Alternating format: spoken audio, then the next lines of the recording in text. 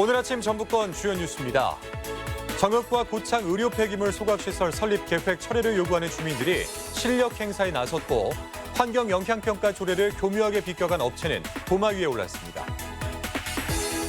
도내 50여 개 시민사회단체들이 동료 의원을 성추행한 혐의로 기소된 정읍시 의회 A 의원의 제명을 촉구하고 나섰습니다. 그간 민간 투자가 지지부진했던 정읍 내장산 관광단지가 분양률 90%를 넘기며 사업에 속도를 내고 있습니다. 전라북도는 오늘 서해안을 제외한 모든 시군에 건조주의보가 이어지고 있는 가운데 낮 기온은 24도까지 오르겠습니다.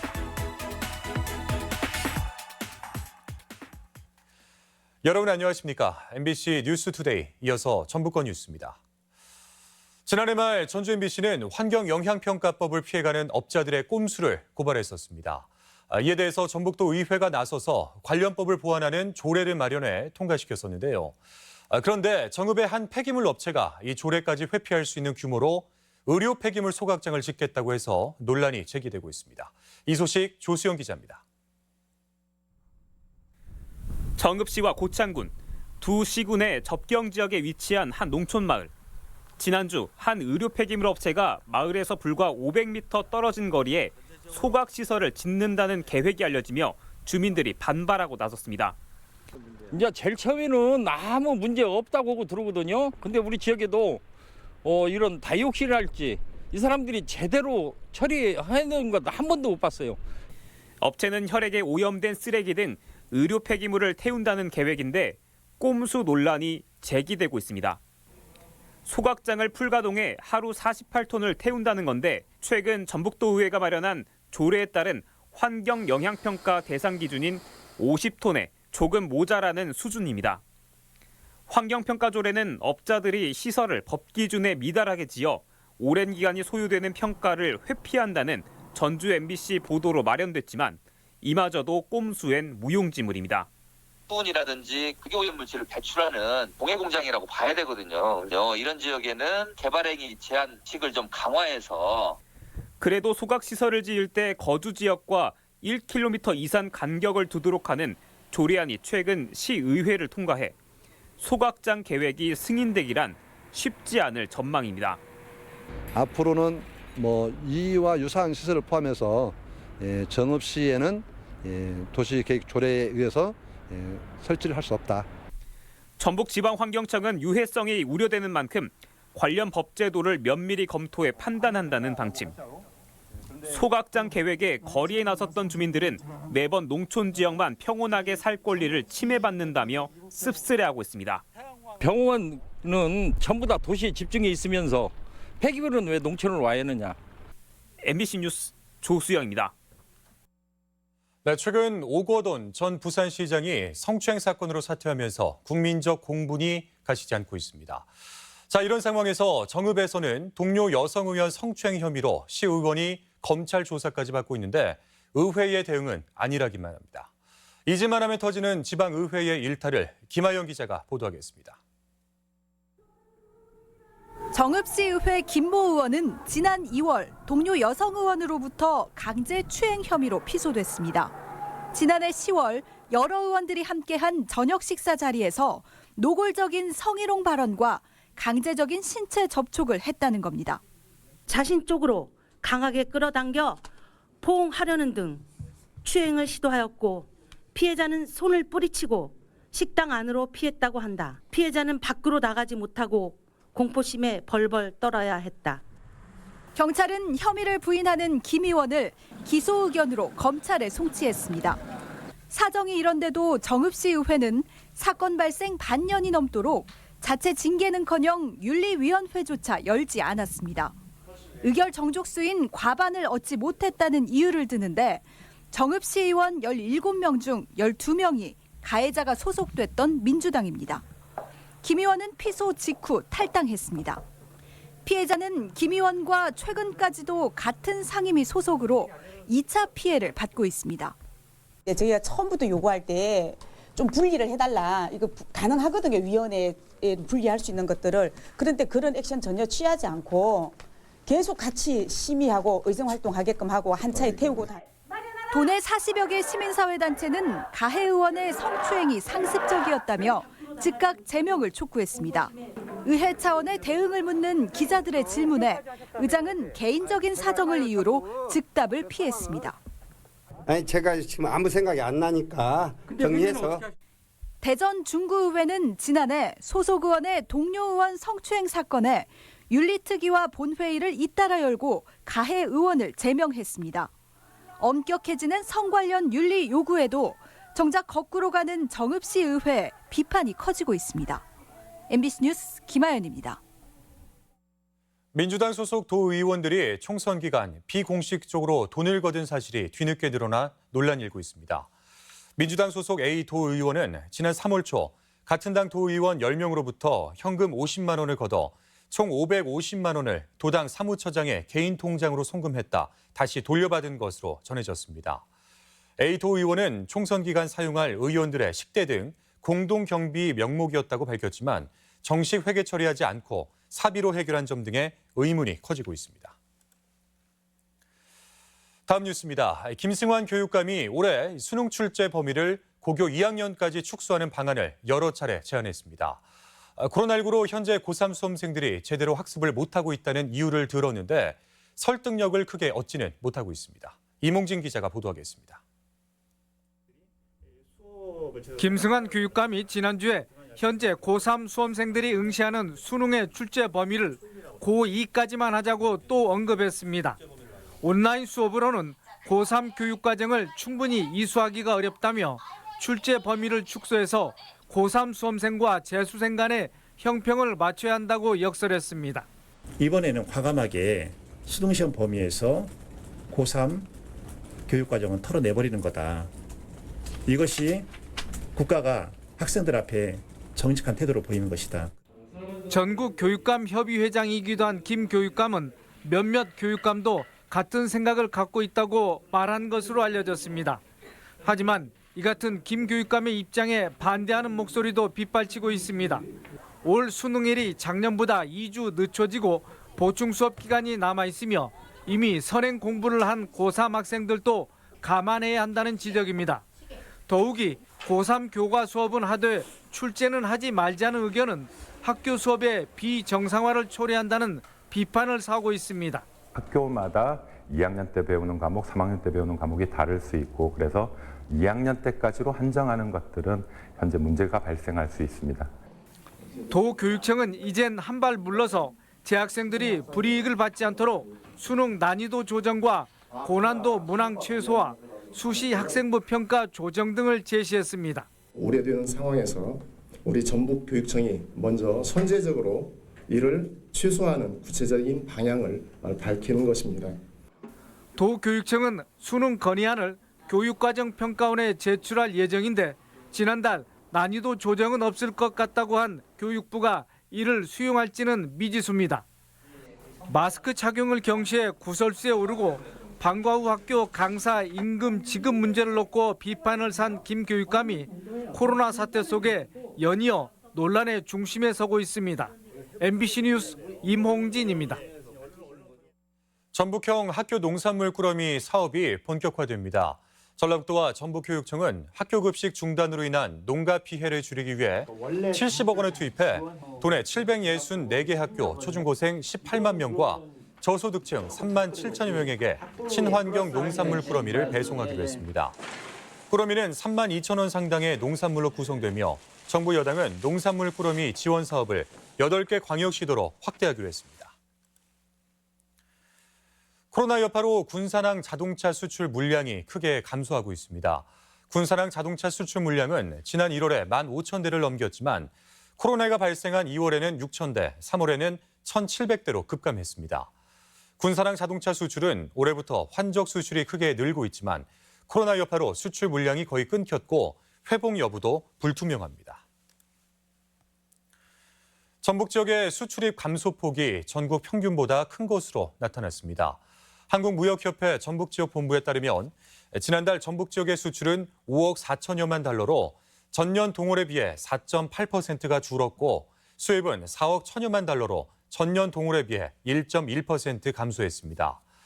전국적으로는 수출은 0.7% 줄고 수입은 0.3%가 늘었는데 전북 지역의 수출과 수입은 전국 평균보다 감소폭이 큰 것입니다.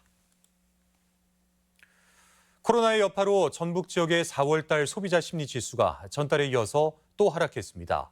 한국은행 전북본부에 따르면 전북 지역의 이번 달 소비자 동향 지수는 80.6으로 전달보다 6.9포인트가 하락했습니다. 소비자 동향 지수는 3월 달에도 전달에 비해 13.4포인트가 떨어졌었는데 코로나의 여파로 소비 심리가 얼어붙었기 때문으로 분석됩니다. 그간 민간 투자가 지지부진했던 정읍 내장산 관광단지가 최근 분양률 90%를 넘기며 사업에 속도를 내고 있습니다. 코로나 사태에 관광산업이 침체된 가운데 도내 관광산업의 회생에 마중물이 될지 관심이 모이고 있습니다. 허현호 기자입니다. 민간 투자가 없어 사업 추진 이후 20년 넘도록 상당수 부지가 공터로 남아있던 정읍 내장산 관광단지. 정읍시는 최근 관광단지 전체의 90% 이상을 분양하며 개발에 박차를 가하고 있습니다. 전북은행이 지난 연말 연수원 설립을 약속한 데 이어 관광호텔 같은 숙박시설도 잇따라 들어서고 있습니다. 2019년도부터 대단히 호텔 부지까지 분양이 잘 돼 있고 그래서 올해부터는 본격적으로 공사 착공이 들어가서 앞으로 리조트 관광지가 활성화될 것으로 기대하고 있습니다. 정읍시는 한국관광공사와 함께 지난 2014년까지 리조트 기반 시설을 조성했지만 이렇다 할 성과를 내지 못했습니다. 하지만 정읍시가 지난해부터 300억 원을 들여 내장산 휴양림과 용산호 수변 둘레길을 추진하는 등 공공투자를 강화했고 골프장과 어린이 놀이시설까지 들어서면서 가시적인 성과가 나타나기 시작했습니다. 그간 가을 단풍철에만 관광객이 몰렸던 내장산이 사계절 관광지로 발돋움하는 전기를 마련하게 된 겁니다. 하지만 관주도의 선제적인 공공투자가 지속적인 관광객 유치로 이어질지는 여전한 과제입니다.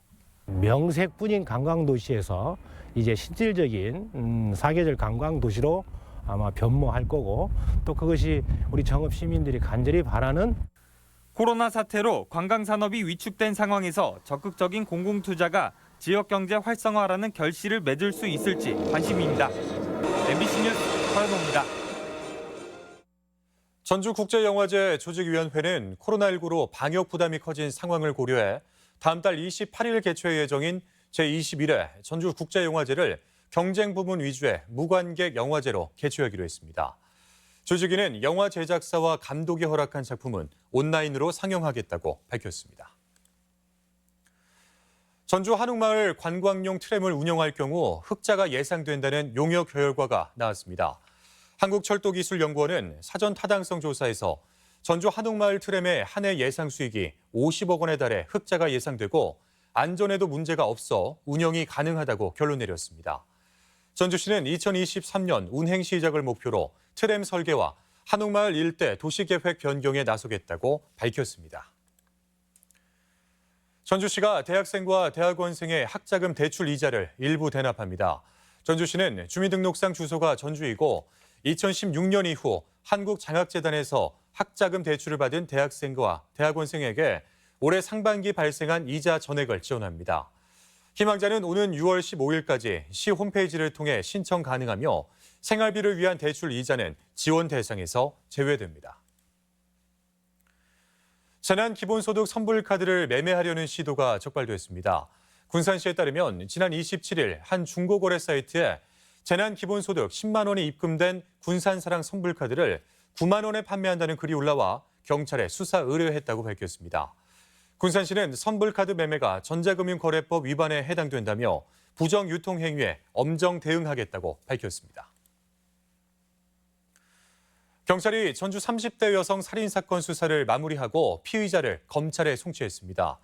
전주 완산경찰서는 강도살인과 시신 유기 혐의로 구속된 31살 A씨를 검찰에 송치했다고 밝혔습니다. A씨는 지난 14일 지인인 34살 B씨를 살해하고 통장에 있던 수십만 원을 가로챈 혐의를 받고 있으며 최근 경찰 수사 과정에서 살해 혐의를 인정한 것으로 알려졌습니다. 네, 전주 완산경찰서는 불구속 조사 기간 중에도 범행을 저지른 33살 A씨를 사기 혐의로 구속해 검찰에 송치했습니다. A씨는 지난해 12월부터 4개월 동안 중고거래 사이트에 마스크나 상품권 등을 판매할 것처럼 속여 구매자 28명으로부터 현금 1,400여만 원 상당을 챙긴 혐의를 받고 있습니다. 전주시가 시작한 재난기본소득 도입이 전국으로 확산되고 도내에서도 5개에서 6개 시군이 재난소득을 지급했거나 또는 줄 예정인데요. 정읍시도 1인당 10만 원의 재난기본소득을 지급하기로 했습니다. 지역 소식 이창희 기자입니다. 정읍시가 코로나19 장기화로 힘든 시민들과 지역경제 활성화를 위해 전 시민에게 1인당 10만 원의 재난기본소득을 지급합니다. 정읍시는 111억 원의 예산을 확보해 정부 긴급 재난지원금과 관계없이 전 시민에게 지급하기로 했습니다. 정읍에 거주하는 5만 3,765세대 11만 6,066명이 대상이며 7월 31일까지 관내에서 한시적으로 쓸 수 있는 선불카드로 지급합니다. 시민 여러분 힘내시고 우리 지역 경제가 빨리 신속하게 회복될 수 있도록 적극적으로 참여해 주시고 노력해 주시면 대단히 고맙겠습니다. 부안군이 코로나 사태로 어려운 농민들을 위해 햇감자 판매에 나섰습니다. 부안군은 다음 달 11일까지 자매 결연 도시인 경기도 광명시에서 판촉 행사를 갖고 향후에나 우체국 쇼핑몰 등을 통해 직거래 판매도 합니다. 동진 햇감자는 간척지 갯벌에서 생산돼 미네랄이 풍부하고 고소한 맛이 특징입니다. 군산 소상공인의 동반자가 될 군산시 상권 활성화 재단이 설립됐습니다. 전북 최초인 상권 활성화 재단은 골목 상권 공동 마케팅 지원과 공실 상가 활용 프로그램, 소상공인 경쟁력 강화 등을 통해 체계적인 상권 활성화 사업을 추진해 나갈 예정입니다. 각 상권별 대표자로 구성된 상권 소통 협의체를 구성하여 그 소상공인들의 여론을 수렴한 사업들을 시민들과 소상공인들과 함께 추진할 계획입니다. 남원시가 5월 1일부터 2달 동안 공익형 직불제 신청 접수를 받습니다. 공익형 직불제는 모든 농작물이 대상이며 조건을 갖춘 소규모 농가에서는 연간 120만 원의 소농 직불금을, 그 외 농업인에게는 헥타르에 최대 205만 원의 면적 직불금이 차등 지급됩니다. MBC 뉴스 이창익입니다. 이어서 우리 지역의 행사와 문화 소식을 전해드리겠습니다.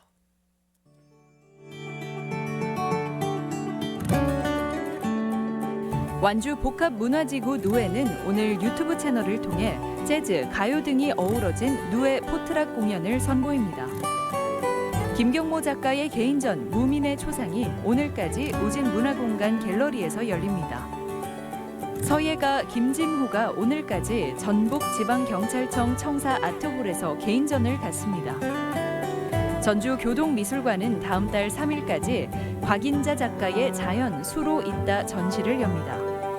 수공예의 우수성과 실생활 활용성을 생각해 볼 수 있는 전시가 전주 공예품 전시관에서 열리고 있습니다. 장수군이 오늘 군청 광장에서 사랑의 헌혈 운동을 실시합니다. 전라북도는 오는 2일 도청 주차장에서 드라이브스루 방식으로 축산물을 저렴하게 판매합니다.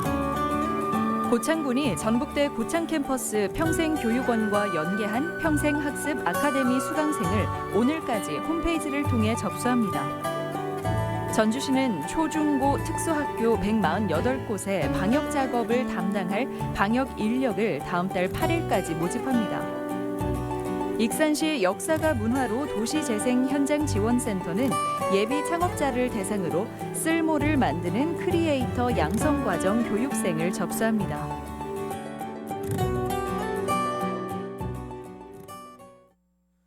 끝으로 날씨입니다.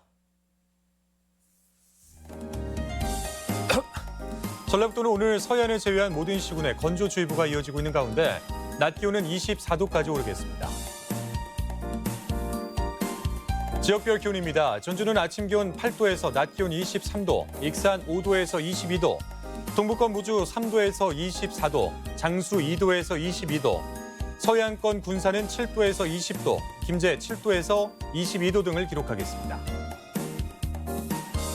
현재 초미세먼지 농도는 고창에서 좋음, 나머지 시군은 보통 수준을 나타내고 있습니다. 오늘 하루 미세먼지와 초미세먼지 농도는 오전까지 좋음 수준을 보이겠습니다.